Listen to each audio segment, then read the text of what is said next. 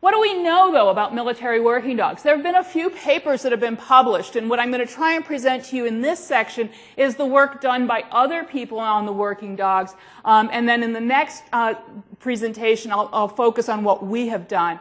But there are a couple of studies, and actually most recently there was a study on gunshot wounds that was published in the Journal of Veterinary Emergency and Critical Care.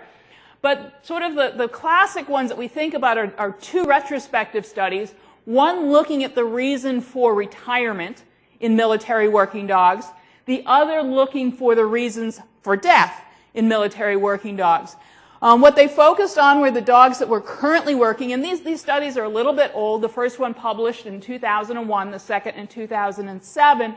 There's been a shift in the population of dogs from the German Shepherds more towards the Belgian Malinois, what we call a Maligator.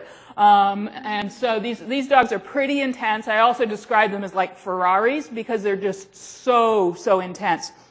They do seem to have fewer of the inherited problems of the German Shepherd, and so that's why there's been a little bit of a shift, as well as their incredible drive and willingness to work. So in these two studies, what we learned was that early retirement, which is a concern, if we put all this work into training these dogs, and we put them to work and they really start working somewhere around 2 years of age, maybe a little bit earlier, but if they retire before they're 5, that's a problem. We need to figure out, is there something that we can do to enhance their working careers, make life better for them? And what it's been realized is that behavioral issues are one of the major reasons that dogs retire early. Now, that does also include dogs that never entered the program because they didn't have either the appropriate drive or willingness to do the work, or they were over the top and just couldn't be controlled. And so those ends of behavior are definitely part of it. There has been a lot of attention recently on post-traumatic stress disorder-like condition in the dogs, particularly coming back from the theater in Afghanistan and Iraq. So there's a lot of interest in that. What is that condition? What sets these dogs up for that? And how can we prevent that from happening? Or if it does occur, how can we mitigate it, minimize the impact on the dogs so that they can go back either to a working career or at least a good quality of life?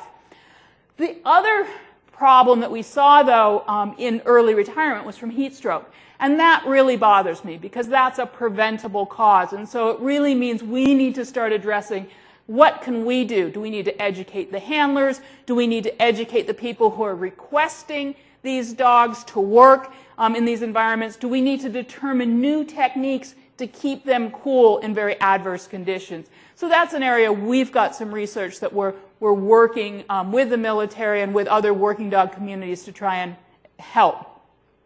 Once they reach 5 years, then we're thinking about what happens after that, and a lot of that is typical aging changes that we would expect from a dog that's doing high-impact work.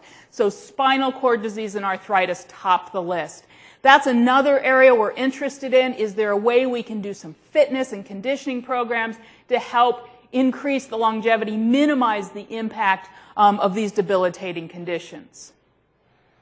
Well, what about the cause of death? Why do military working dogs die? A lot of them are euthanized, and probably the biggest reason is degenerative joint disease and arthritis. They are really high-impact dogs. They're repetitive action, a lot of stress on their bones and joints. Neoplasia is up there, definitely a common thing that we see in these breeds of dogs. Spinal cord disease. Now, again, is that because of repetitive action in the lumbosacral area? Is it genetic? We have all of these issues that we need to address. Can we improve it through better breeding, better genetics, or fitness aspects? Aging changes. They are gonna get older. They are going to slowly become less able to do the work, and so that would be a reason for euthanasia. The one that really bothers me, though, is this one. Gastric dilatation of volvulus, GDV. And the reason it bothers me, again, is because it's preventable. The military was extremely proactive, though, in responding to this finding, and currently they're doing prophylactic gastropexies on all of their military working dogs. I think it's a fabulous approach because we really can prevent the devastating consequences. The question is, how does that impact other working dog communities? Does that make sense for them? And it's a question we don't know the answer to yet.